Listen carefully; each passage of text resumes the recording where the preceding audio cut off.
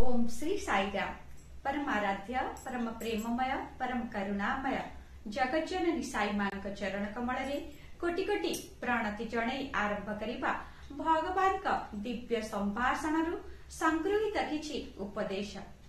मोर भक्त मानी विचारिबा उचित ए देह हेउछि गोटिए खेत आउ सत्कर्म ही उत्तम बीज।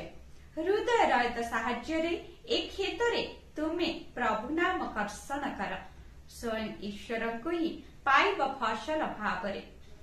चाष न कले फसल मिलेना दूधरे लोहुणी परी एवं सुखिला काठरे निया परी ईश्वर प्रत्येक वस्तुरे व्यापी रहिछन्ते।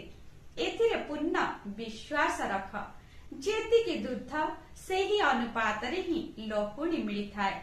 जाळेनी काठर परिमाण अनुसारे सेथिरु निया बाहरे सेहीपरि जेमिति साधना आमको सेहीपरि भावरे साक्षात्कार मिली थाए। आमर चारोटी मार्ग रहिछि सेथिरु सर्वश्रेष्ठ मार्ग हेउछि साक्षात्कार मार्ग जहा द्वारा भगवान साधक मानक सहित किछि वार्तालाप करिथांती। सेही सुजोग को आमे सबुबेले सदुपयोग करिबा आवश्यक। सेही सुजोग को आमे हाथ छड़ा करिबा उचित नुहे। शुभ सकाळ आपणकर दिनटी मंगलमय हे। जय साईराम।